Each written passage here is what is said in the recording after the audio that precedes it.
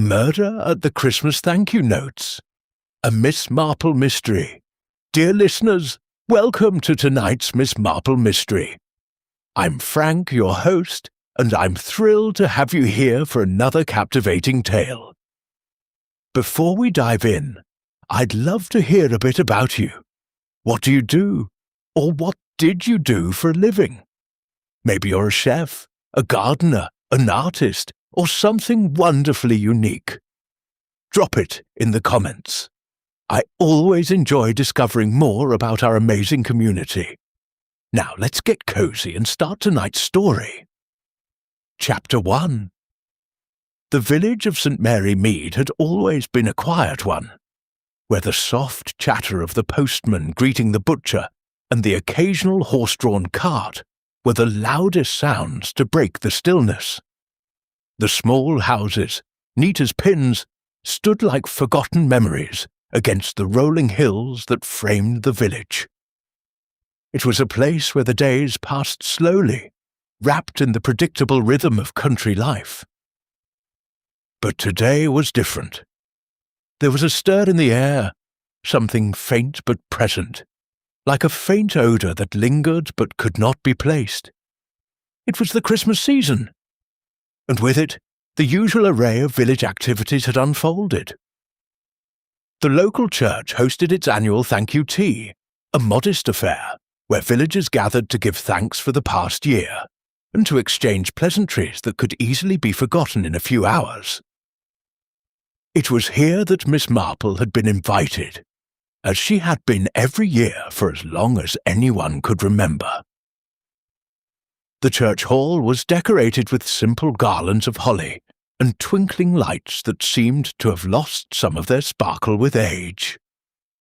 Miss Marple arrived a little earlier than most, as was her habit, preferring to sit quietly and observe before the socialization began. She settled into a comfortable armchair by the window, her eyes flicking over the gathering of villagers, each absorbed in their small worlds. Mrs. Pritchard, the vicar's wife, was already bustling about, adjusting the tablecloths with an efficiency that belied her matronly figure. A group of young mothers stood together near the door, their babies in tow, exchanging gossip as if the church hall were a fitting place to air personal grievances. And there, in the corner, was Mr. Harris, the local solicitor, talking in low tones with Miss Bates, the school teacher. Miss Marple's keen eyes caught every detail, the slight tremor in Mrs. Pritchard's hands as she folded a napkin, the way Mr. Harris shifted uncomfortably every time Miss Bates mentioned her late brother's will, and the unmistakable way that Mrs. Forrester, the baker's wife, was avoiding eye contact with the others. She adjusted her spectacles and glanced at the clock. It would be another 20 minutes before the tea was served, and Miss Marple's mind wandered back to the present. But a moment later, as she surveyed the room once again, something caught her attention. A brief exchange between the two young women standing near the entrance. One of them, Miss Lydia Moore, a newcomer to the village, was speaking in a hurried, almost whispered tone to her friend, Helen Craig. Helen's face was pale, and her mouth was a thin line, but her posture was one of discomfort, hands folded tightly in front of her. Miss Moore was speaking quickly, her hands fluttering with nervous energy. They were both a bit too close, too secretive in the midst of an otherwise social setting. Miss Marple observed the interaction with interest, but did not let her gaze linger too long. The village was full of quiet secrets, and Miss Marple had long ago learned not to assume anything at face value. A simple glance, an unspoken word, could hide much more than was immediately apparent. The afternoon wore on, with more chatter, more polite exchanges, and the familiar click of teacups being placed on saucers. Miss Marple's mind, however, remained sharp, noticing how the village had subtly shifted over the past few weeks. There was something just beneath the surface that felt wrong, and she would discover it soon enough. As the guests settled into their seats, with plates of dainty biscuits and warm scones, Miss Marple allowed her eyes to drift once more across the room. In a corner, barely noticeable, was an elderly gentleman whom no one had greeted. He sat hunched over, his frail hands gripping the edge of his chair. His name, she recalled, was Mr. Perkins, an old bachelor who lived alone in the small cottage at the edge of the village. He was the type of man no one thought much about. A simple soul, perhaps a little eccentric, but harmless enough. Miss Marple took another sip of her tea. The room was growing warmer now, with laughter and murmurs surrounding her, but something still lingered, a sense of unease. Little did Miss Marple know, but the peace of St. Mary Meade was about to be shattered by a crime that no one could have foreseen, least of all those who sat at the table, sharing tea and trivialities. And in the midst of it all, Miss Marple would quietly observe, waiting for the moment when the quiet undercurrents of human nature would reveal themselves. Chapter 2. The Christmas Thank You. Tea had, as expected, ended quietly. The guests lingered for a few minutes after the last sip of tea had been taken, exchanging small pleasantries. The room, once bustling with the energy of conversation, began to settle into a contented silence. Yet a low hum of discomfort persisted, unnoticed by most, but keenly felt by Miss Marple. She could sense it. Something was wrong, but what it was eluded her. As the crowd dispersed, the vicar, Mr. Thompson, began to tidy the tables with a quiet efficiency. His wife, Mrs. Pritchard, was nowhere to be seen. No doubt she had gone to prepare for the evening service. The clink of cups and saucers filled the air, but to Miss Marple the sound was muffled, as if the room were closing in around her. Her thoughts lingered on the odd interaction between Lydia Moore and Helen Craig, the exchange of whispers, the air of urgency that had seemed so out of place. As she gathered her shawl and prepared to leave, she noticed Mrs. Forrester walking briskly towards the door, her face unusually tight. Miss Marple's sharp eyes caught the way the baker's wife kept her gaze fixed firmly on the ground, avoiding the eyes of others as she passed. Perhaps nothing, perhaps something. She would keep an eye on that one. It was just after dusk when the first whispers began. The news travelled fast in a village as small as St. Mary Meade. A body had been found. By the time the village gathered in the churchyard the following morning, the tragedy had become the sole topic of conversation. The body of Mr. Perkins, the elderly bachelor, had been discovered in his cottage, lifeless. At first, it seemed an unfortunate accident, perhaps a fall, perhaps the natural consequences of old age. But something about it felt off. The initial examination had not been done by a professional, but it was enough to start the village on its frantic guessing game. Poor Mr. Perkins, Mrs. Forrester had said, wringing her hands as she spoke to the crowd gathered at the church gate. Always seemed such a harmless man. Who would wish him harm? You never know, Miss Bates had murmured, ever the voice of caution. These things always come as a surprise. One can never truly know a person's heart. Everyone nodded solemnly, agreeing, but there was a shift in the air, a subtle change that made Miss Marple uneasy. As the crowd dispersed, the questions remained unanswered, and Miss Marple lingered at the gate, allowing herself a moment to observe. The police had arrived in the village by noon, but their response was predictably disorganized. They had not yet begun a thorough investigation, assuming the death to be nothing more than a natural one.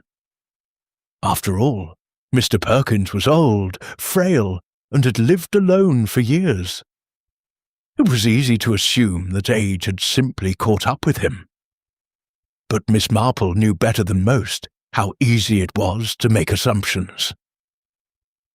As she watched the constables move through the crowd, chatting in low voices, she noticed something. The constable in charge, a young man by the name of Sergeant Rollins, was speaking to Mrs. Pritchard in an overly familiar tone. He laughed at something she said, and Miss Marple could see that the vicar's wife was clearly enjoying the attention. It was a fleeting moment, one that most would not have noticed, but Miss Marple's mind had already begun to turn, looking for connections. Mrs. Pritchard, Miss Marple reflected, had always been a little too eager to maintain appearances. And now, with the sudden death of Mr. Perkins, it seemed there was more at stake than just a friendly chat with the constable. The day wore on, and Miss Marple observed, listened, and thought. As evening approached, her suspicions about Mr. Perkins's death began to solidify. It wasn't the way he had been found. It was the way the village had reacted. People had been too quick to dismiss it as natural, too eager to push the thought of foul play from their minds. And then there was the matter of the Christmas thank-you tea. Mr. Perkins had been in attendance, though he had left early, muttering about an upset stomach. No one had thought much of it at the time. But Miss Marple had noticed his discomfort, and the way he had hurried out of the hall. There was more to this than met the eye. The village's reaction was telling. Too many knew too little, and too many spoke too freely. But it was the slip of Mrs. Forrester's tongue earlier that made Miss Marple pause. She had said, "Who would wish him harm?" without any real thought, as though she knew the answer. Or perhaps, as Miss Marple suspected, she was trying to avoid it. A slip of the tongue, a small moment of guilt that lingered in the air. The more Miss Marple listened, the more she realized that the village's calm facade was merely that, an illusion. The web of relationships, the petty grievances, and the secrets everyone kept had already begun to unravel. And at the center of it all, someone had killed Mr. Perkins. But who? Chapter 3. The funeral for Mr. Perkins was a subdued affair. The village, despite its bustling nature, was a place where death was never too far away, yet it was still met with quiet reverence. The church service was brief, and the graveyard, usually a peaceful place of reflection, now stood heavy with the weight of unresolved questions. Miss Marple attended, as was expected, but she did not stand beside the mourners. Instead, she watched from a distance, her eyes trained on the small crowd that had gathered. She had already observed much in the brief moments before the service began. How Mrs. Pritchard avoided eye contact with Mr. Harris, the solicitor, and how Lydia Moore seemed agitated, tapping her foot restlessly beside her mother. The constables were not particularly quick to act, and Miss Marple couldn't help but feel the stirrings of impatience growing within her. She had already started to form a theory in her mind, but the longer the investigation remained passive, the more likely it was that key details would slip through the cracks. She had seen it happen before. Police officers too willing to accept the obvious explanation, too slow to look for the hidden truths. It wasn't until the next morning that the first official statement was released by the constables, confirming what everyone had already suspected. Mr. Perkins had died of unnatural causes. A post-mortem examination conducted by a visiting doctor from a nearby town, had revealed traces of poison in the old man's system. The type of poison was still unknown, but the fact that it had been administered in small amounts over a period of time suggested a premeditated murder. It wasn't a surprise to Miss Marple. She had suspected poison from the beginning. The hurried departure from the tea party, the way Mr. Perkins had mentioned feeling ill in the days leading up to his death, it all pointed to something far more sinister than a mere accident. But as the details of the crime began to unfold, something struck Miss Marple as odd. The village was quick to react, but they had begun forming their own conclusions, based on what little they knew, and what they knew was thin at best. They were quick to latch onto the most obvious suspect, the quiet, reclusive figure in the corner who seemed to have no friends or family. Mr. Harris, the solicitor, had been seen speaking to Mr. Perkins on more than one occasion, and the two were believed to have discussed financial matters. The man must have been desperate, Mrs. Forrester had whispered, her voice tinged with judgment. Mr. Perkins had a fortune tied up in his little estate. It's well known that Mr. Harris had dealings with him. Miss Marple had overheard this conversation from the corner of the room. She knew Mrs. Forrester had a tendency to gossip, but she also knew that the baker's wife was more than a little eager to point the finger at someone else. It wasn't a leap to think that Mr. Harris might have had something to do with the murder, given his ties to Mr. Perkins. But Miss Marple was cautious. She had learned long ago not to be swayed by gossip or popular opinion. That afternoon, Miss Marple decided to pay a visit to Mr. Harris's office. It wasn't that she suspected him immediately. It was simply a step in the process. He was, after all, the person everyone had been talking about.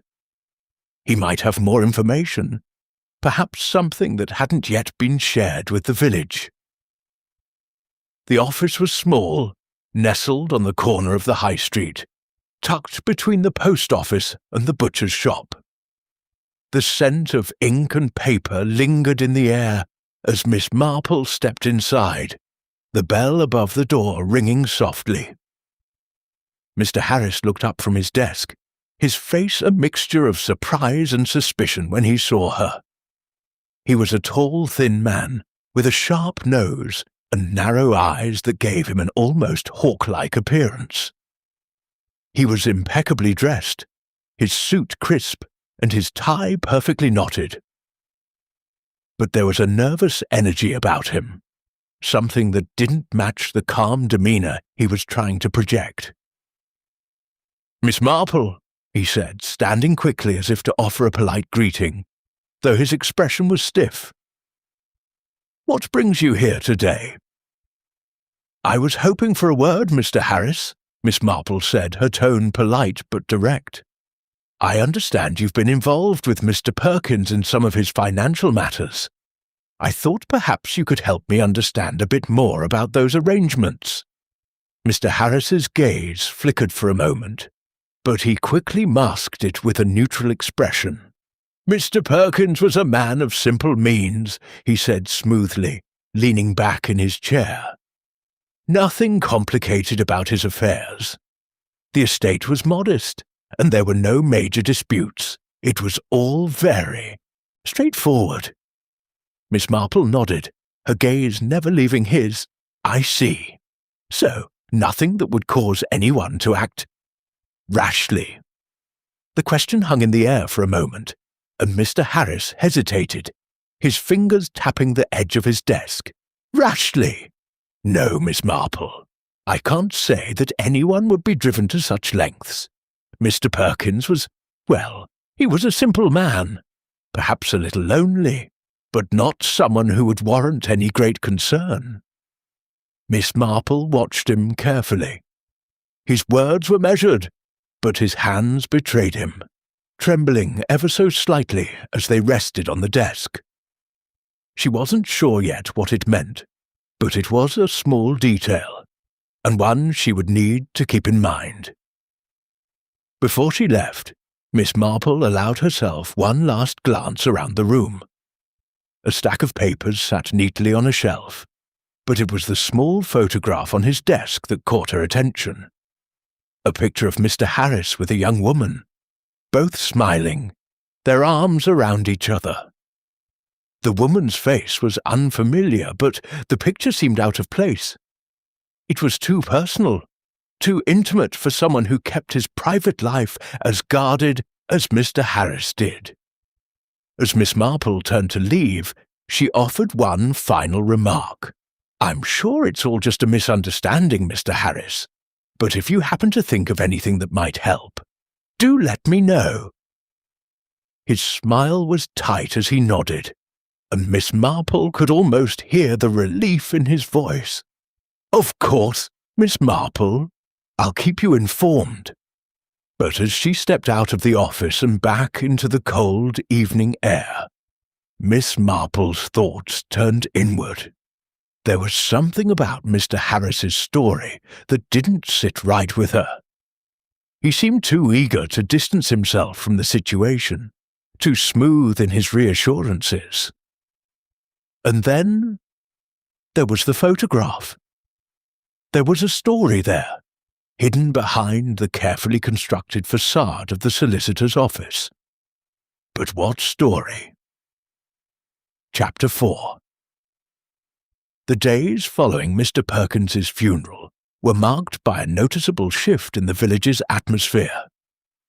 The people of St. Mary Meade, who had once greeted each other with friendly nods and casual waves, now looked over their shoulders. No one spoke of it openly, but it was clear that the murder had left an indelible mark on the village's tranquility. The constables had begun their investigation in earnest, though their methods were more hampered by ignorance than anything else. Sergeant Rollins, young and eager to prove himself, seemed determined to focus on the simplest solution, while his superior, Inspector Graves, was more methodical but no less inclined to accept the obvious. "I've been going through Mr. Perkins's will," Mr. Harris had confided to Miss Marple when she stopped by his office again. "It's all quite routine, no surprises there." Miss Marple nodded, though her mind was elsewhere.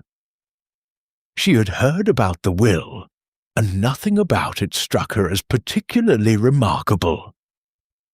But she also knew that in cases like this, the will was often more than it appeared. "Have you found anything unusual in Mr. Perkins's dealings with the villagers?" she had asked carefully, keeping her tone nonchalant. Harris paused, his fingers briefly brushing the photograph of the young woman before he spoke. "Nothing that stands out. It's always the same. He lived a quiet life. The village knew him. He didn't have much, but his property was important to him. The land, the little cottage, he was very protective of it." Miss Marple noticed the tension in his voice. Something was being hidden, but she couldn't yet determine what it was. The next day, the village was buzzing with the news of a new suspect. It wasn't surprising. In a town like St. Mary Meade, once the first whispers started, they quickly grew into accusations. The victim's closest associate, his solicitor, was the most likely person to have benefited from the old man's death, so it was only natural that Mr. Harris was now under suspicion. At the local pub, the talk was growing louder, more insistent. Mrs. Forrester, her cheeks flushed from the warmth of the fire, was leading the discussion. "I told you," she said, her voice low but urgent, "that man has a history. Always poking around in people's affairs. And now this. "Do you think he actually did it?" asked Miss Bates, the school teacher, with a nervous glance around the pub. "He was so calm, so smooth when he spoke to me. But then again, so was his smile. It's hard to say." "You never know," Mrs. Forrester replied. "A man like that, calculating. Mr. Perkins was his business after all. What a better way to get rid of someone who might change his plans?" The room fell silent, but only for a moment. Gossip was a powerful thing in small villages, and the allegations against Mr. Harris seemed to be taking root. However, Miss Marple wasn't so quick to jump to conclusions. She had been observing, as always. Mrs. Forrester's eagerness to cast blame was not lost on Miss Marple, and she noticed the way Mrs. Forrester had emphasized Mr. Harris's history. It was an odd choice of words. The baker's wife had lived in St. Mary Meade for decades, but even she had her own secrets. That afternoon, Miss Marple visited the local constable's office, where Sergeant Rollins was looking over the case files, his brow furrowed in concentration. "Have you discovered anything new?" she asked, her voice polite but sharp. "Not yet, Miss Marple. We're still piecing things together." "There's been a lot of talk about Mr. Harris, of course," he said, glancing at the file with a frown. "Seems like the obvious choice. He had a lot of access to Mr. Perkins and was seen with him often." Miss Marple took a step closer to the desk, looking over his shoulder at the documents. "And have you questioned the other villagers? Perhaps Mr. Perkins had other associates who could have had a motive." The sergeant looked at her, momentarily unsure. "Well, no, not really. Everyone's been pointing the finger at Mr. Harris, and to be honest, it seems like the most straightforward solution." Miss Marple shook her head, her thoughts racing. "It's never the most straightforward solution, Sergeant. It rarely is. A village full of people with secrets doesn't make it easy to find the truth. What do you know about Mr. Perkins's relationships with others in the village?" Rollins hesitated. "There are rumours, of course. People talk, but nothing concrete. Most of the villagers considered him a bit of an oddity. Not many close friends, and certainly no enemies that we know of." Miss Marple's sharp gaze never left him. And what of Mrs. Pritchard? She was the one who seemed most concerned when Mr. Perkins passed. The constable's brow furrowed. "Well, yes, she's been worried about it. But she's always been like that, constantly concerned about everyone. She's been in and out of the constable's office since we started the investigation, asking if there's anything she can do. But she hasn't said much of anything else." "Too eager to help," Miss Marple observed softly. "That is often a sign of something else." That evening, Miss Marple sat quietly in her favourite armchair by the fire, mulling over the developments. Her thoughts kept returning to Mrs. Forrester's insinuations and to the strange intensity of the villagers' reactions. The more she observed, the clearer it became that this wasn't just a simple case of a greedy solicitor doing away with his benefactor. It was a far more complex web of relationships and motivations. The next step, Miss Marple knew, would be to visit Mrs. Pritchard. She had the feeling that beneath the vicar's wife's well-maintained exterior, there was something more than a simple worry for the village, something worth discovering. But that would come later. For now, she would wait, watch, and listen. Chapter 5. Miss Marple had always known that the smallest details often led to the most significant revelations. It was why, despite her years of observing human nature, she remained patient, waiting for the moment when the puzzle pieces would come together. The village was full of secrets, and it was only a matter of time before one of them would reveal itself. Her visit to Mrs. Pritchard, the vicar's wife, came as no surprise to anyone who knew Miss Marple's methods. It was the next logical step in the investigation. Mrs. Pritchard had been deeply concerned about Mr. Perkins's death, as though she knew something others didn't. When Miss Marple knocked on the door of the vicarage, she was greeted by Mrs. Pritchard with a polite but strained smile. The older woman seemed flustered, her usually composed demeanour betraying a hint of unease. "Miss Marple, how lovely to see you," she said, her voice a little too bright. "I do hope you're not here to talk about Mr. Perkins again. It's been a terrible shock to everyone, you know." "Of course, Mrs. Pritchard," Miss Marple replied gently.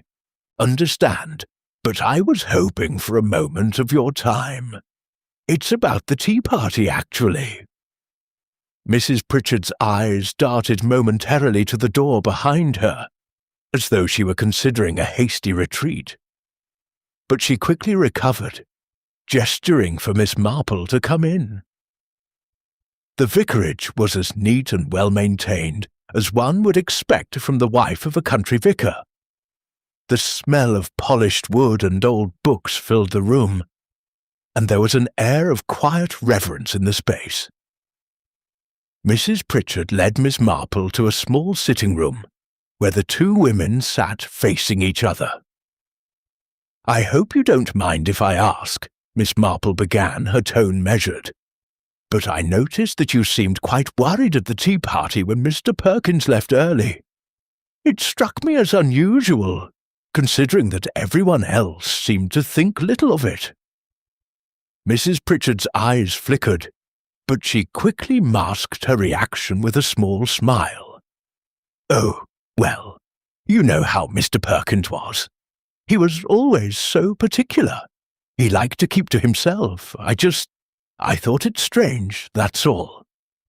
Miss Marple studied her carefully, taking in the way her fingers tightened around her teacup. "You seemed very concerned, Mrs. Pritchard, more than usual." The vicar's wife opened her mouth to respond, but then hesitated, as if weighing her words.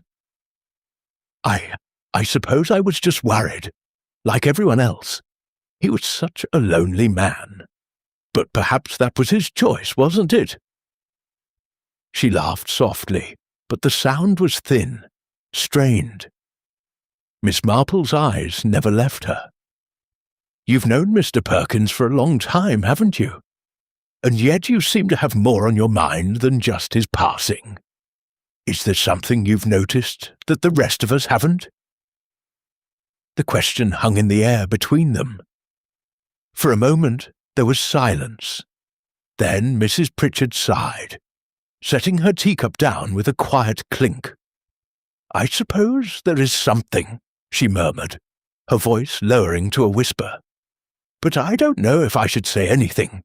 It might seem, well, out of place." Miss Marple leaned in slightly, her gaze steady and patient. "Sometimes, Mrs. Pritchard, it's the things that seem out of place that matter most." The older woman hesitated, then, in a quiet voice, confessed, "I've seen someone leave Mr. Perkins's cottage in the past week. Not the usual visitor, not anyone who would normally be there. A man, tall, with dark hair. He was in a hurry, as if he didn't want to be seen." Miss Marple's mind began to race. "Did you recognize him?" she asked, though she could already guess the answer. Mrs. Pritchard shook her head. "No, I didn't, but it was strange, Miss Marple. Very strange. I'm sure of it." As Miss Marple left the vicarage, her thoughts turned over Mrs. Pritchard's words like a stone in her pocket. A man leaving Mr. Perkins's house. Someone who wasn't a regular visitor. It wasn't much, but it was the first real lead she had. Later that evening, Miss Marple sat in her favourite armchair by the fire, reflecting on the new information. The man who had visited Mr. Perkins was still an enigma, but Miss Marple had her suspicions. The description, though vague, matched someone who had been in the village recently. The solicitor, Mr. Harris. Miss Marple hadn't yet ruled him out, but there was one thing she knew for certain. Mr. Harris was not alone in this. There was more to this crime than just a financial dispute. She spent the next morning walking through the village, observing the patterns of behaviour she knew so well. The young woman she had seen in the photograph on Mr. Harris's desk, the one with the smile too close to his own. A daughter, perhaps. Miss Marple wasn't sure yet. But as she passed by the local post office, she overheard a conversation between two villagers that made her stop in her tracks. "I heard that Mr. Harris has been seen with his daughter in the last few days," one woman whispered to the other. "And they were at Mr. Perkins's cottage not long ago, just before he died." The words hit Miss Marple like a sudden gust of wind. It was exactly the lead she needed. Later that day, Miss Marple made her way to the village library, where she had learned that Mr. Harris's daughter worked part-time. The librarian, a young woman named Sarah, was quietly organising the shelves when Miss Marple approached. "Do you know if Mr. Harris's daughter has been visiting her father often lately?" Miss Marple asked, her voice casual. The librarian paused, her fingers stilling on the books. "Oh, yes. She's been in and out quite a bit, helping with paperwork and things. I believe she's been spending time with him, though I'm not sure why. There were some rumours that she didn't get along with Mr. Perkins, something about money, but I don't know the details." Miss Marple's heart quickened. A dispute over money. That sounded all too familiar. And now the daughter was back in the picture, just when things were starting to unravel. Miss Marple left the library with a new resolve. She had a name, his daughter. And there was something about the connection between Mr. Harris, his daughter, and Mr. Perkins that didn't sit right with her. But she would wait until the right moment to make her next move. One thing was clear. The truth was closer than ever.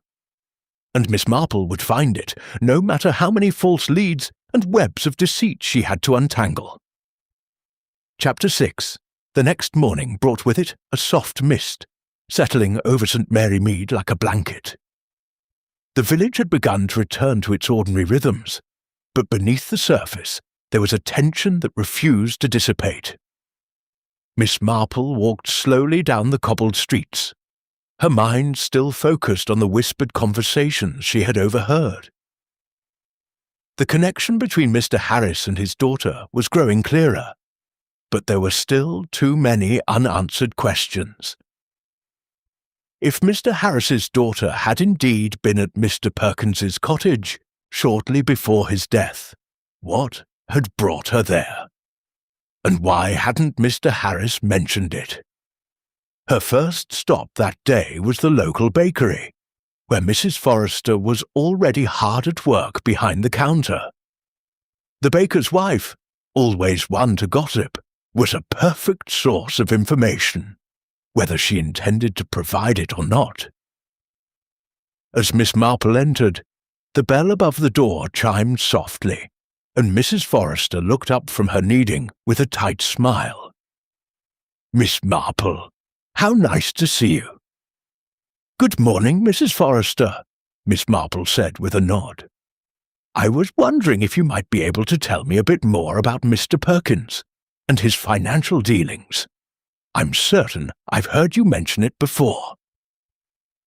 The baker's wife paused for a moment, her hands resting on the countertop. Then, with a sigh, she wiped them on her apron and leaned forward.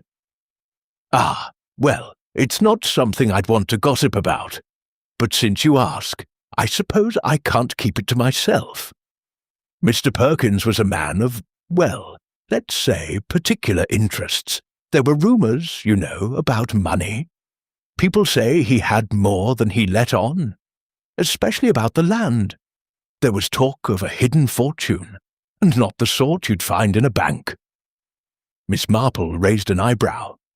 A hidden fortune, yes. Rumour has it that Mr. Perkins had kept it all in cash, tucked away in his cottage.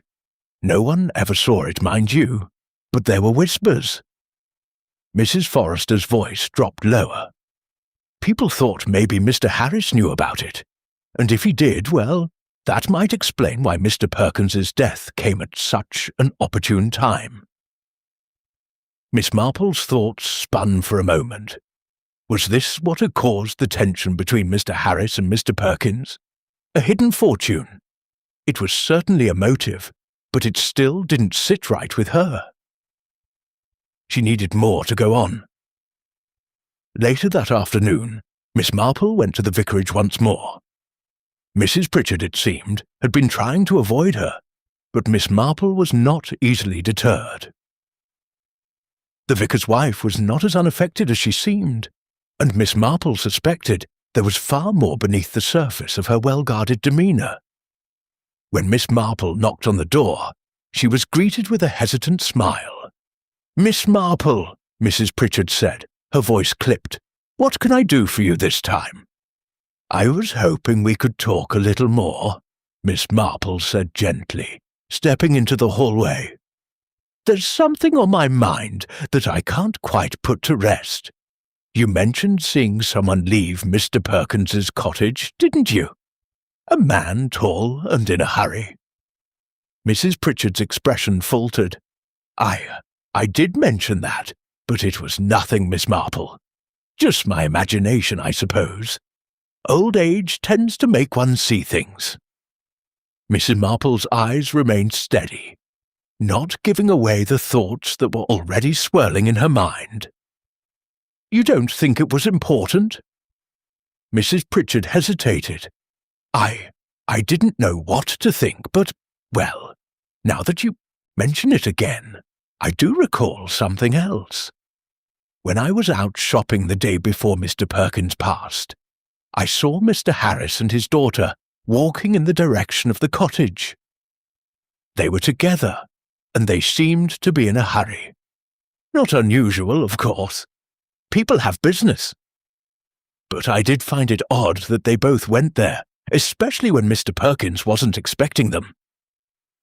Miss Marple's pulse quickened, but she didn't show it. "Did you happen to see them leave?" "No," Mrs. Pritchard said quickly. "No, I didn't, but I've always found Mr. Harris to be an enigmatic man. And now, with the death of Mr. Perkins, well, it does seem suspicious, doesn't it?"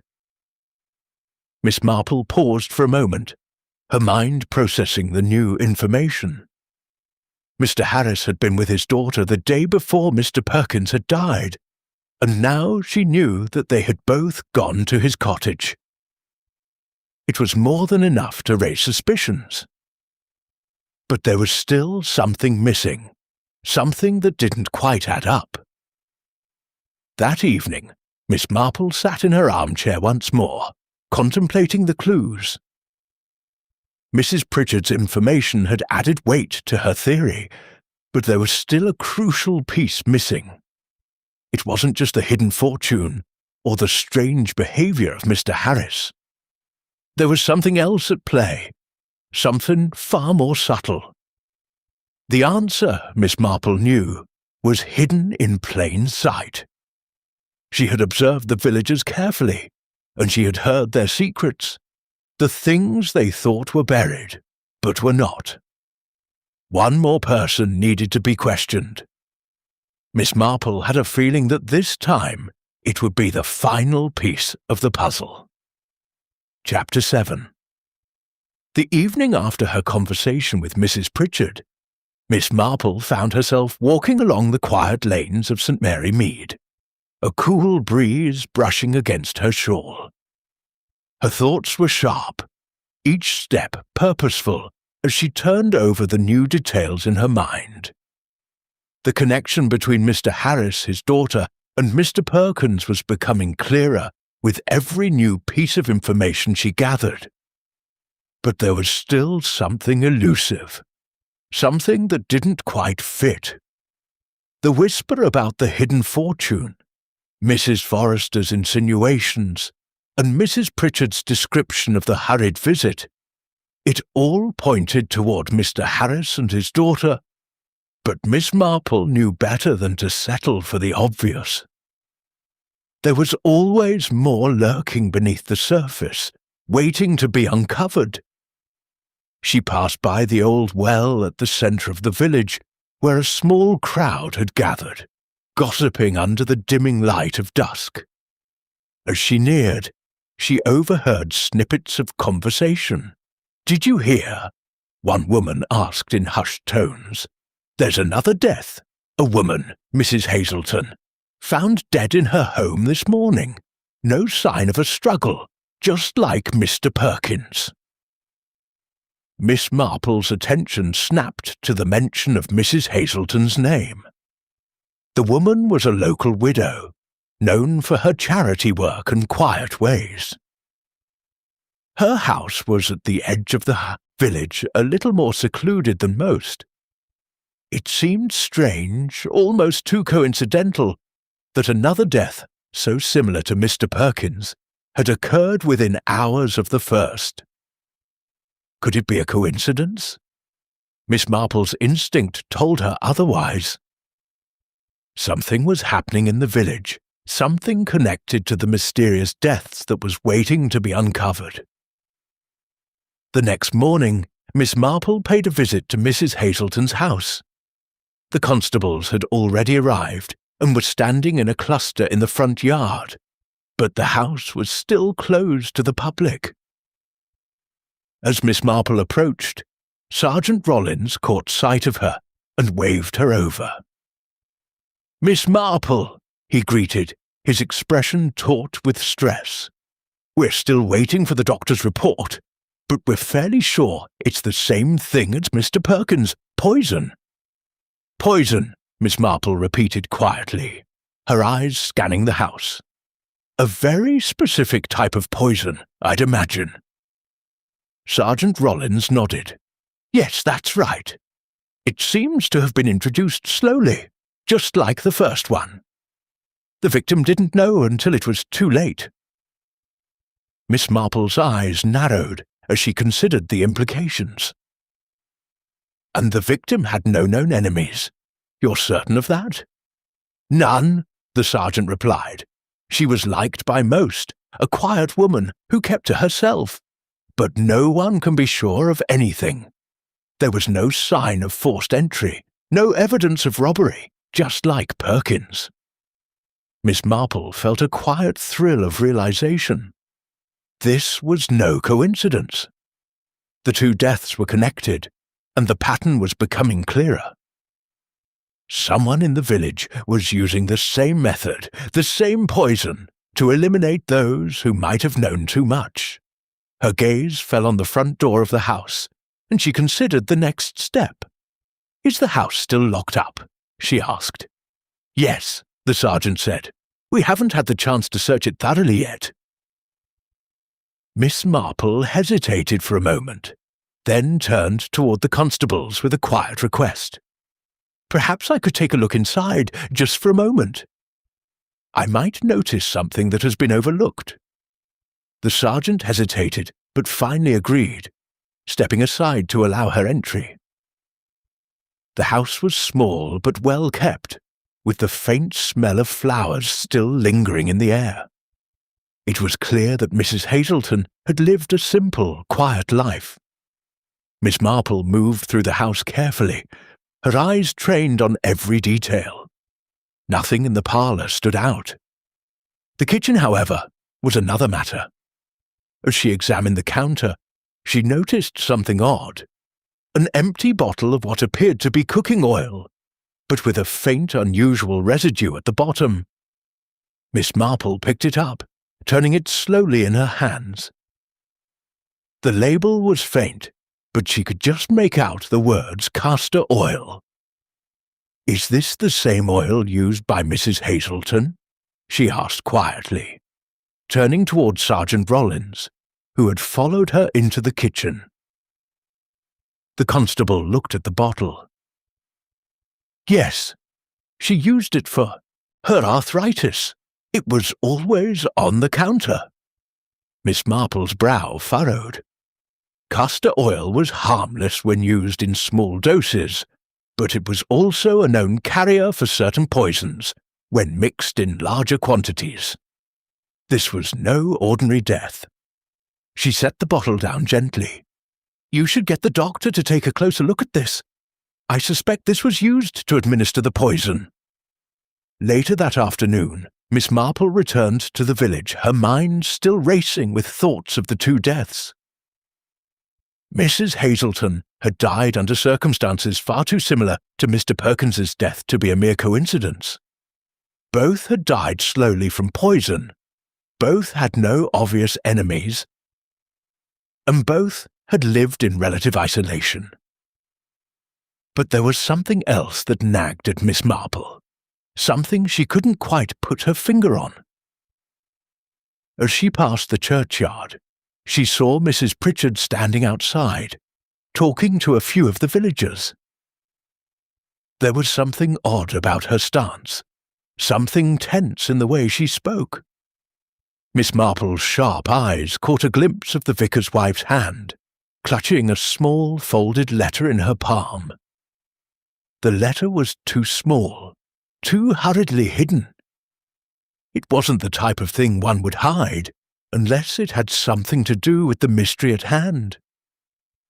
Miss Marple approached quietly, and as she neared, Mrs. Pritchard gave a start, quickly tucking the letter into her coat pocket. "Is everything all right, Mrs. Pritchard?"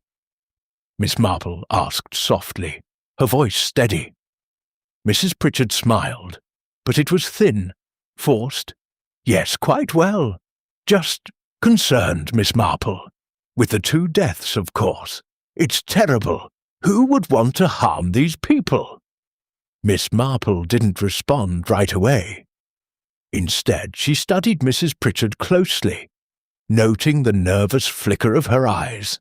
"I was just wondering," Miss Marple said, "if you might tell me more about the last time you saw Mr. Perkins. You said you were concerned when he left the tea party early. Could it have been someone else who was concerned with him?" The question hung in the air, and Mrs. Pritchard seemed to falter. I don't know," she said, her voice shaking ever so slightly. "I just don't know, Miss Marple. I only wish I could have done more." Miss Marple's eyes narrowed, but she said nothing. She had learned something today. Mrs. Pritchard knew more than she let on, and it was time to dig deeper. Chapter 8. The day following her encounter with Mrs. Pritchard, Miss Marple felt the weight of the investigation pressing down upon her more heavily than ever.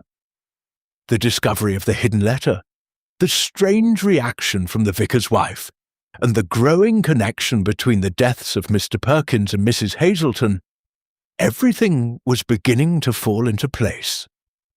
Yet there was one lingering question. What had tied Mrs. Pritchard to these deaths?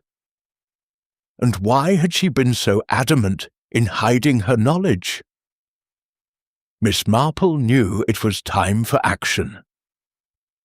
She had gathered enough threads to form a pattern, but she still needed that final moment, a slip, a hesitation, something that would reveal the true killer. And she knew exactly how to provoke it.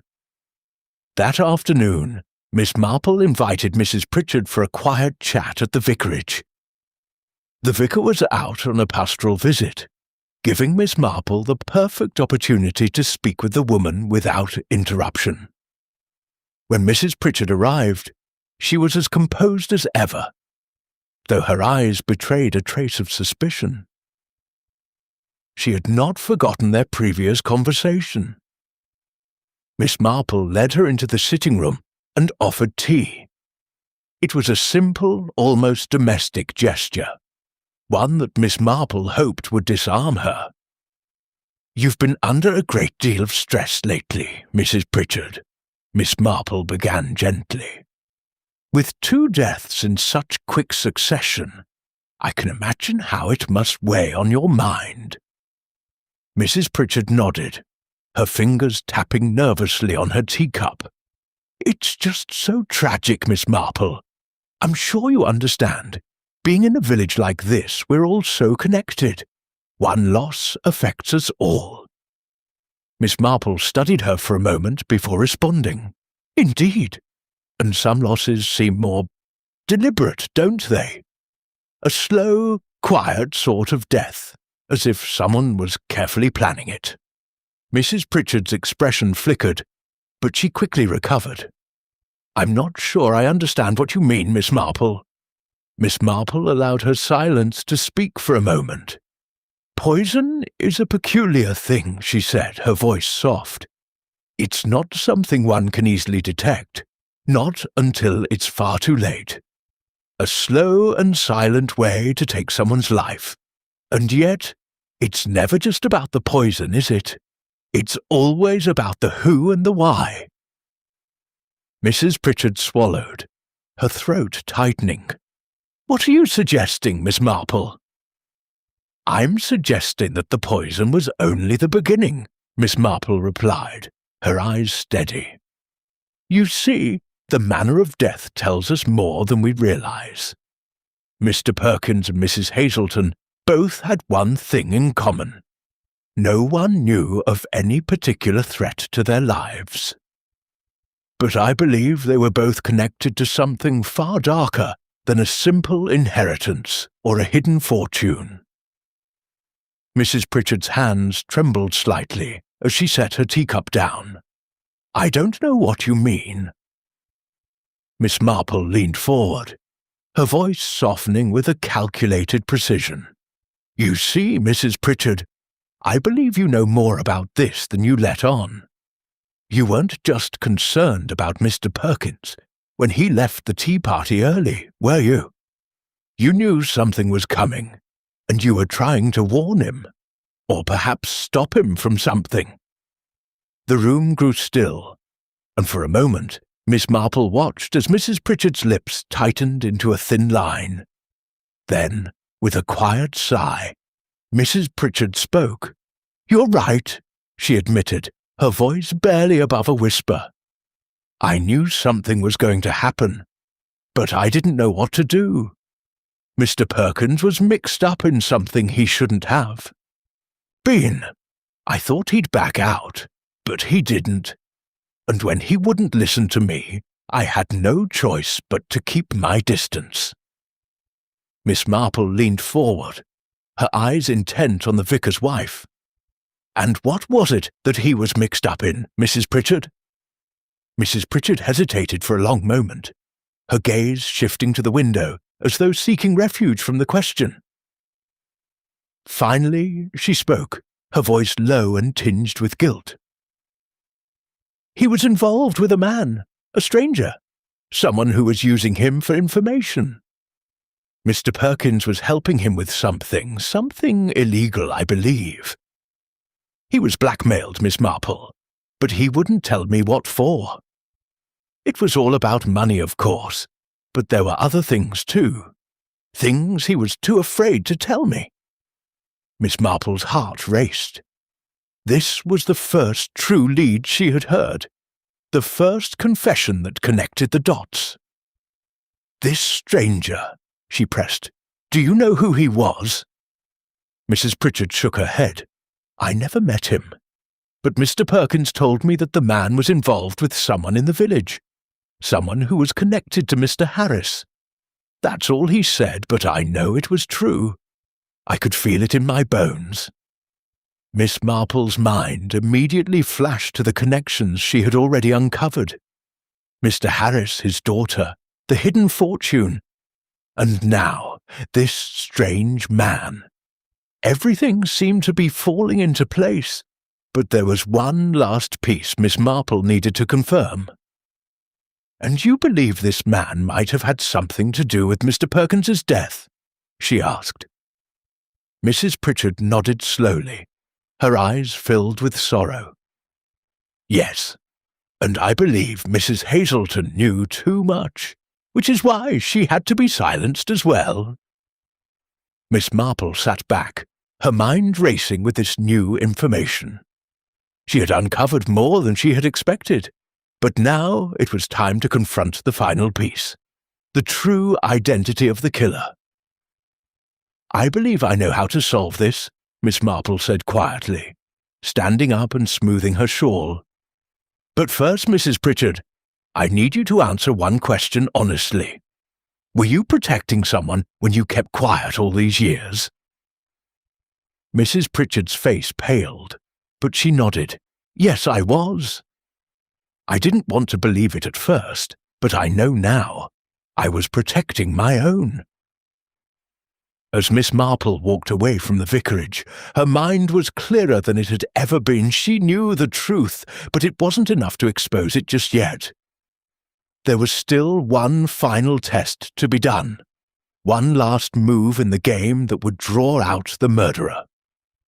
It was time for the psychological trap to be set. Chapter 9. The village of St. Mary Meade had grown quiet once again, but the calm was a deceptive one. The ripple of unease that had settled in after the deaths of Mr. Perkins and Mrs. Hazelton had not fully dissipated. There were murmurs in the streets, hushed conversations behind closed doors, but no one dared to speak too openly.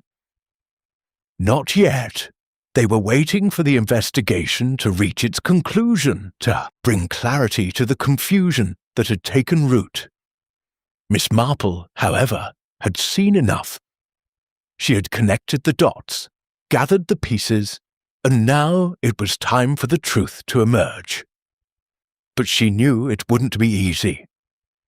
Some truths, especially those that lived in the shadow of long-held secrets, needed to be coaxed out carefully, and with the right words at the right moment. As the evening wore on, Miss Marple prepared for her final confrontation. She had sent word for a meeting at the church hall, asking for all the principal players to be present.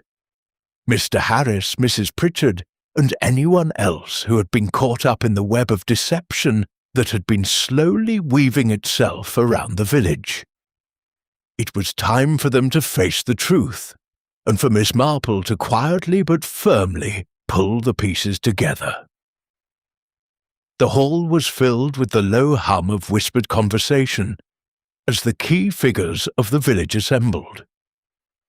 The vicar's wife, Mrs. Pritchard, sat with her hands clasped tightly in her lap, her face pale and drawn. Mr. Harris stood near the door, looking tense, his eyes flickering nervously as he waited for the others. The constables were present too, standing off to the side, quietly observing as Miss Marple took her place at the front of the room. "Thank you all for coming," Miss Marple began, her voice steady and calm. She paused for a moment, allowing the room to settle. "I know there has been much talk, much confusion, and some would say even fear about the recent deaths in our village. I have spent a great deal of time listening, observing, and reflecting on what has happened, and now I believe it is time for us to address the truth." Her gaze flicked to Mr. Harris, whose unease was now palpable. He shifted on his feet, but Miss Marple's focus remained undeterred. The deaths of Mr. Perkins and Mrs. Hazelton were not accidents, nor were they random. They were deliberate, calculated, and sadly predictable for anyone who knew how to look for the signs. She paused again, letting her words settle over the room. But the question, of course, is who would benefit from such a thing? There was a moment of silence. Then Mrs. Pritchard, her voice shaking, spoke up. I don't know what you mean, Miss Marple. Mr. Harris and I have done nothing wrong. Mrs. Pritchard, Miss Marple interjected gently but firmly, I know you've been protecting someone. It's not a crime to protect those you love, but sometimes protecting them means covering up something far more dangerous. Mrs. Pritchard's face went pale, and she looked away, unable to meet Miss Marple's steady gaze. It was in that moment that Miss Marple saw it. The briefest flicker of guilt, an unmistakable sign that she knew far more than she had let on. Mr. Harris, Miss Marple continued, turning her attention to the solicitor, you've been hiding something from all of us. Something that ties you to both Mr. Perkins and Mrs. Hazelton. You knew about the poison, didn't you? Mr. Harris straightened at the mention of his name, but his response was a little too quick, a little too practiced. I don't know what you mean, Miss Marple. I had nothing to do with their deaths. I've been fully cooperative. Miss Marple nodded, her expression thoughtful. You see, Mr. Harris, you are too good at being cooperative, too eager to play the part of the innocent man caught in a web of circumstance. But it is your eagerness that has betrayed you. You've spent so much time denying what you know. You've overlooked one crucial thing. She turned to face the group, her eyes scanning each of them before she spoke again. Mrs. Pritchard, you knew that Mr. Perkins was involved with someone dangerous, a man who used him for information, for access to the village. He used Mr. Perkins to get to Mrs. Hazelton, didn't he? The two deaths were linked by more than just the poison. They were linked by a shared secret. A sharp intake of breath came from Mrs. Pritchard, and Mr. Harris's eyes darted toward her. No, he said quickly, but the lie was thin, transparent. Miss Marple smiled, a quiet victory in her eyes. Yes, Mr. Harris, and you were the one who put everything in motion. You made sure Mrs. Hazelton was silenced, and you were part of the plot to remove Mr. Perkins from the picture as well. You knew that the two of them had a connection. Mr. Perkins had seen something he shouldn't have, something that could expose you. Mrs. Pritchard's hands trembled. No, that's not true. I didn't. Miss Marple held up a hand, stopping her mid-sentence. I'm not blaming you, Mrs. Pritchard. You were protecting your son, weren't you? The man who had been seeing Mr. Perkins and had dealings with Mrs. Hazelton. Your son was the one who had the most to lose. You protected him by keeping quiet, and that silence cost 2 lives. A long, heavy silence hung in the air. Then, as the truth finally settled over the room, a faint voice broke through. It's true, said Mrs. Pritchard quietly, her head bowed. I didn't want anyone to know. My son, he was involved in something he shouldn't have been. I thought it was over. But then Mr. Perkins started talking, and I couldn't risk him exposing everything. Miss Marple turned her attention to the constables, who had remained silent through the entire exchange. Sergeant Rollins, Inspector Graves, she said, her voice steady. I believe you now have all the information you need to proceed with the investigation. As the officers moved forward to take control of the situation, Miss Marple allowed herself a moment of quiet satisfaction. The pieces of the puzzle had fallen into place, each of them revealing the hidden motives that had driven the killings. The truth, while painful, had finally come to light, and yet, as Miss Marple walked out of the church hall that evening, she could not shake the feeling that there was still something left unsaid. The human heart, she knew, was capable of more deceit than any of us could ever truly understand. Even in the most peaceful villages, there were dark corners waiting to be explored. But for now, the mystery was solved. The killer had been exposed, and justice, in its own quiet way, had been served. Chapter 10. The days that followed the revelations in the church hall were filled with a subdued tension. The villagers of St. Mary Meade were quick to discuss the events in hushed tones, but there was no celebration of justice. In a village like this, the unravelling of a mystery always left something behind, something more difficult to grasp than the truth itself. A quiet sadness, perhaps, or a feeling of betrayal that lingered even after the culprit was taken away. Miss Marple, however, knew that the true nature of this case wasn't just about the murderer. It was about human nature itself, the layers of secrets people hid, the lies they told themselves, and the ways they would justify actions to protect those they loved. The vicar's wife, Mrs. Pritchard, had confessed everything. Her son's involvement, the lengths she had gone to in order to shield him from exposure, and how Mr. Perkins and Mrs. Hazelton had been victims of a far darker conspiracy than anyone had realized. The puzzle pieces had finally come together, but Miss Marple was still quietly piecing them together in her mind. A week later, Miss Marple sat once again in her favourite armchair, the fire crackling softly in the hearth. Her mind was calm, but it was not idle. She had spent the past few days reflecting on the events, allowing the details to settle in their proper places. Now she could see the entire picture clearly. The motivation behind the deaths of Mr. Perkins and Mrs. Hazelton was not as simple as greed for money. No, the true driving force had been far more complicated. Fear of exposure. Mr. Perkins had gotten too close to something his blackmailer, Mrs. Pritchard's son, could not afford to have exposed. And Mrs. Hazelton, being an innocent witness to a conversation she shouldn't have overheard, had also become a target.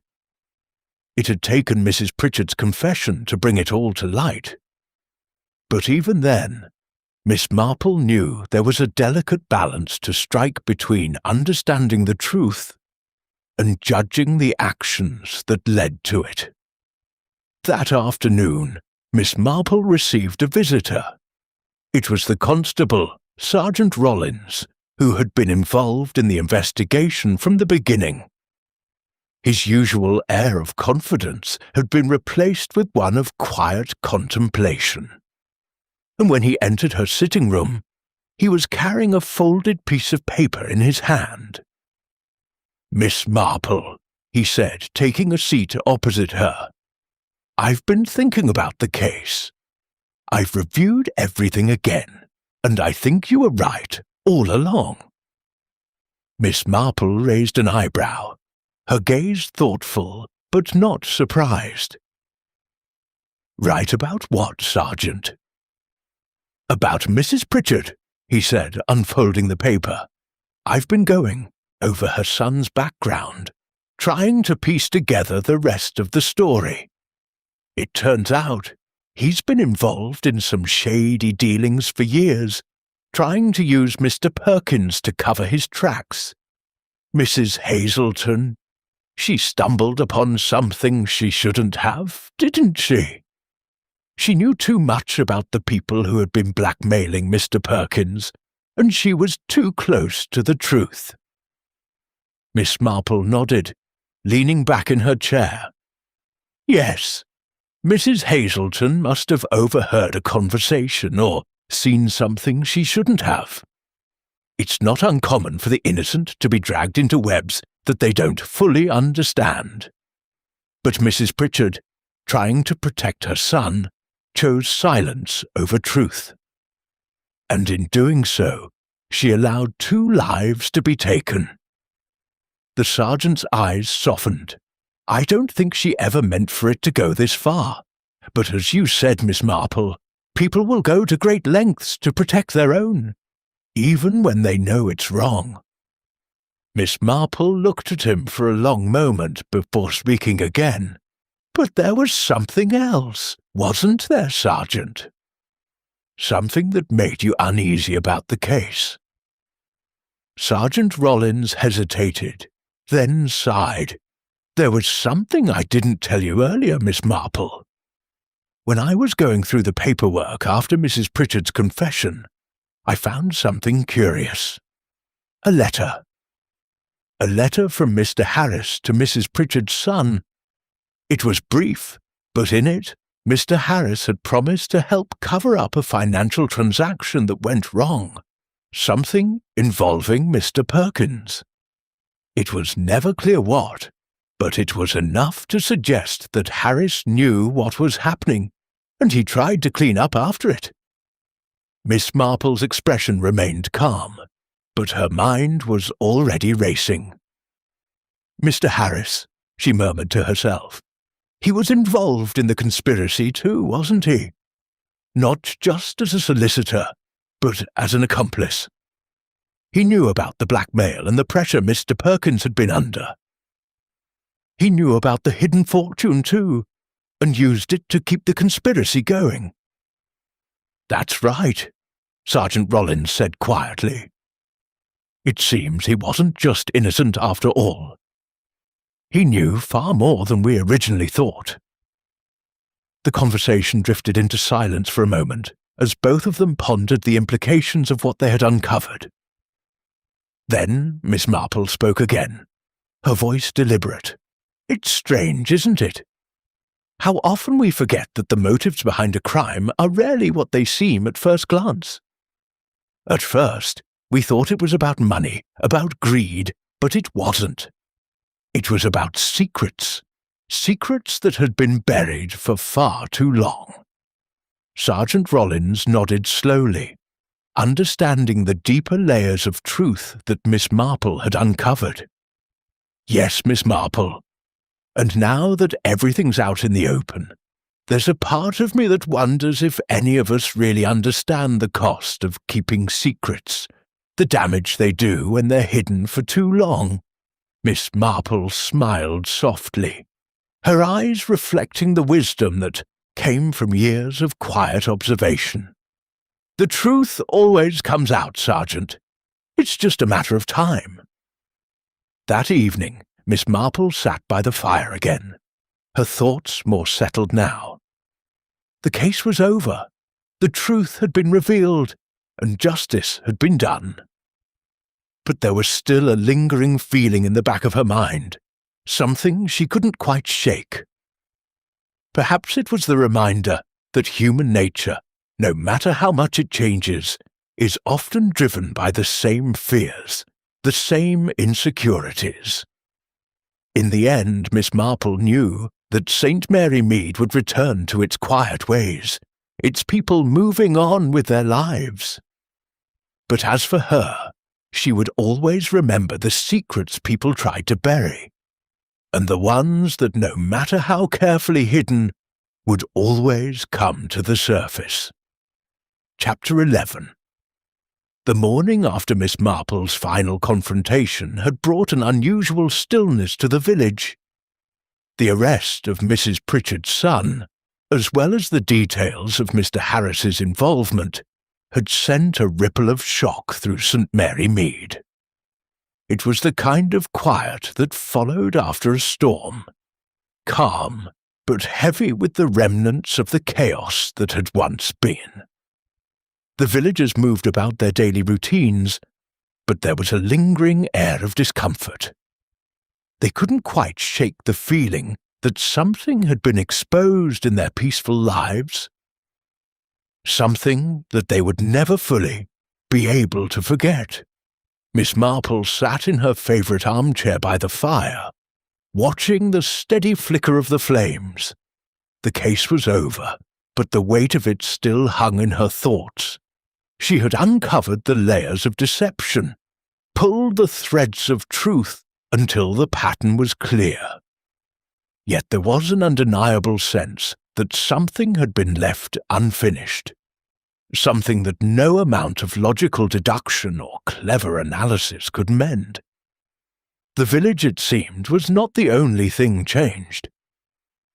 Miss Marple had known that the truth would ultimately come to light, but now that it had, the consequences had started to take shape in ways she hadn't expected. Justice, she knew, wasn't always neat. It didn't always arrive in a tidy package wrapped up in ribbons.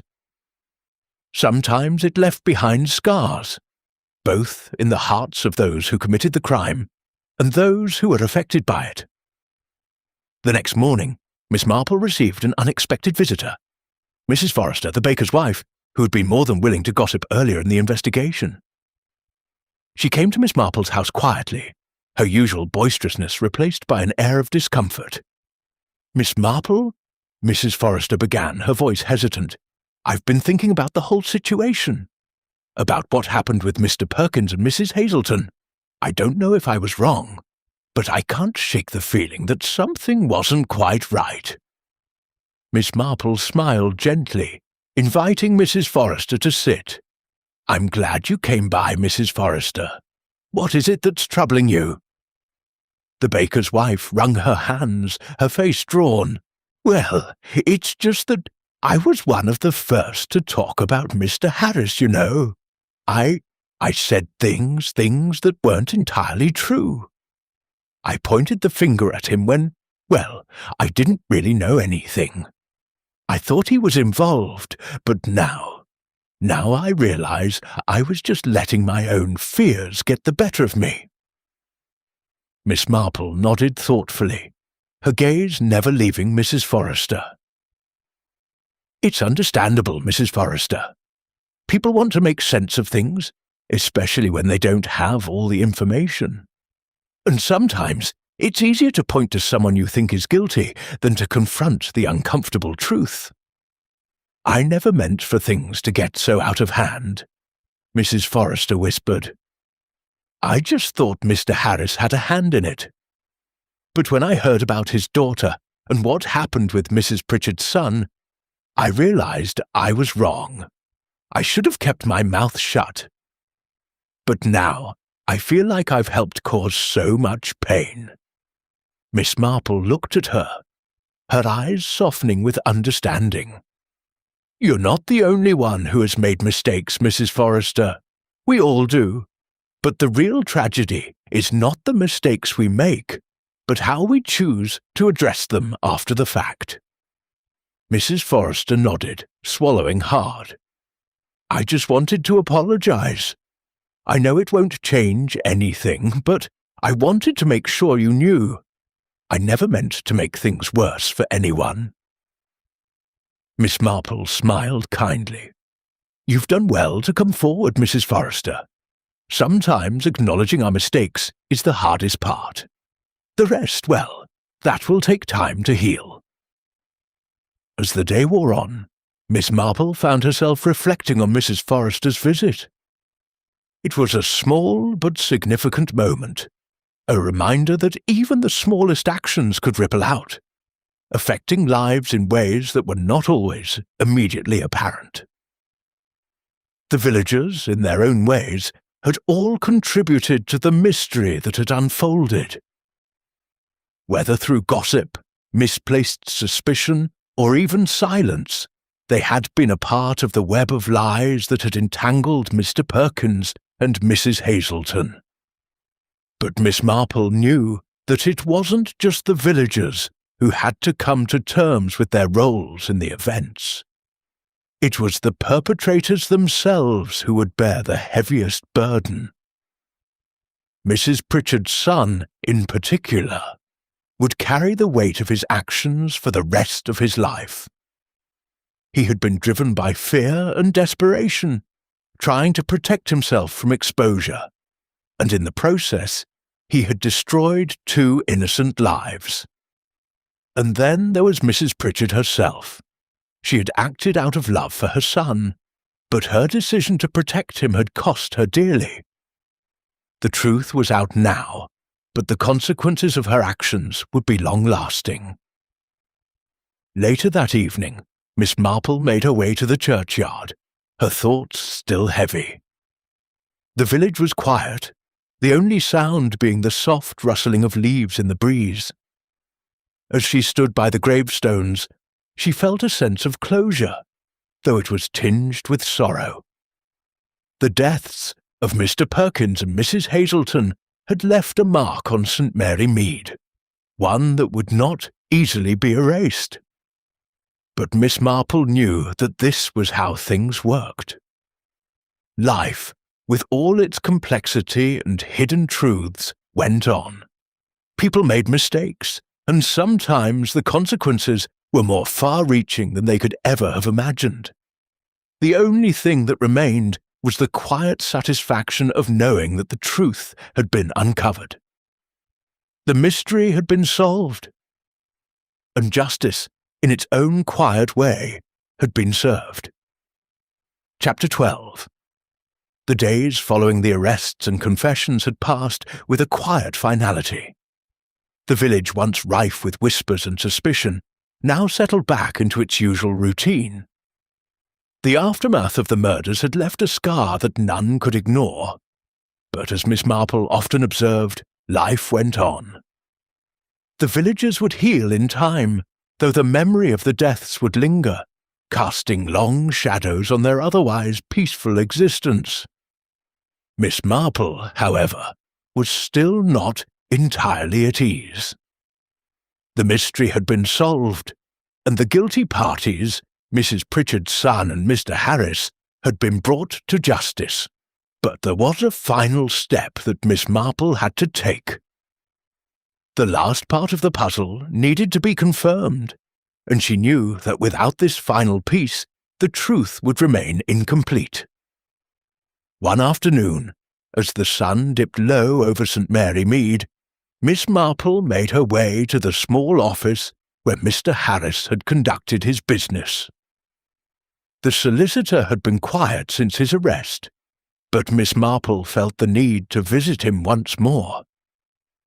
There were still loose ends to tie up, details that had been overlooked by the police, but that Miss Marple knew would be crucial for understanding the full extent of the conspiracy. She arrived at the office and was greeted by the constables who had been assigned to oversee Mr. Harris's movements. They were cordial enough, but seemed perplexed as to why Miss Marple had come to speak with him directly. "Miss Marple," one of the officers said with a respectful nod, "we weren't expecting you. Mr. Harris is, well, he's not the most forthcoming. Is there something specific you wanted to ask him?" Miss Marple smiled politely. "I don't believe I'll need to ask him anything, officer. I'm simply here to confirm something I've been suspecting for some time." She was escorted into the dimly lit room where Mr. Harris sat, a shadow of the man he had once been. His posture was slumped, and his once immaculate suit now appeared rumpled. His face was drawn, and the calm, practiced smile he had once shown to Miss Marple was nowhere to be found. "Miss Marple," he said, his voice low and weary, "I assume you're here to finish what you've started." "Not quite, Mr. Harris," Miss Marple replied gently, taking a seat across from him. "I'm here to understand something that's been nagging at me. You see, I've been going over the details of your involvement with Mrs. Pritchard's son and the blackmail scheme. I know you were desperate to cover up your actions, but there's one thing I haven't been able to confirm." She paused, watching him closely. "The question is simple. Why didn't you act sooner? Why didn't you stop it before 2 innocent people were killed?" Mr. Harris's eyes darted away, and he took a deep breath as if trying to gather his thoughts. "I didn't know how.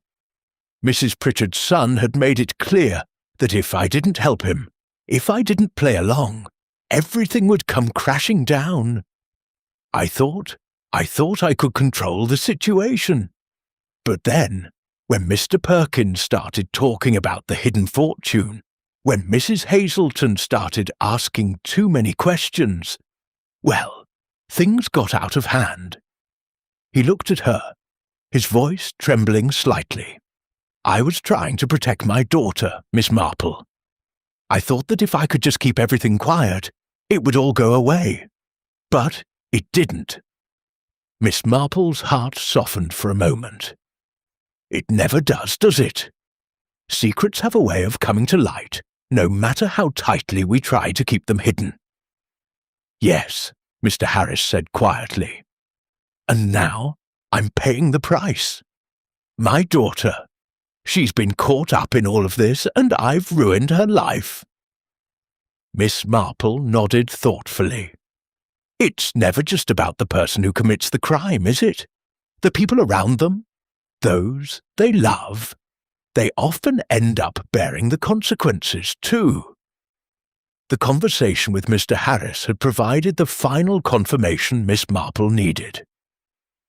She knew now that his role in the conspiracy had been far more significant than anyone had initially realized. The hidden fortune, the blackmail, the manipulation of Mr. Perkins, everything tied back to him. But what struck Miss Marple most was the guilt Mr. Harris felt for his daughter's involvement.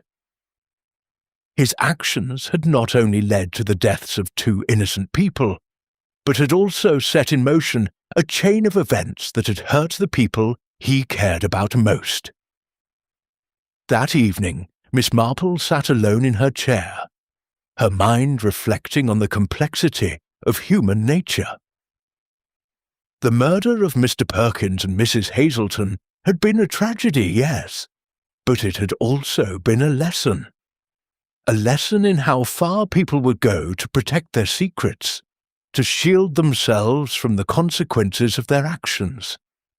And yet, even in the darkest moments, there was always a glimmer of truth waiting to be uncovered.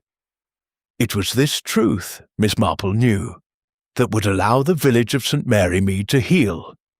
Slowly, perhaps, but surely.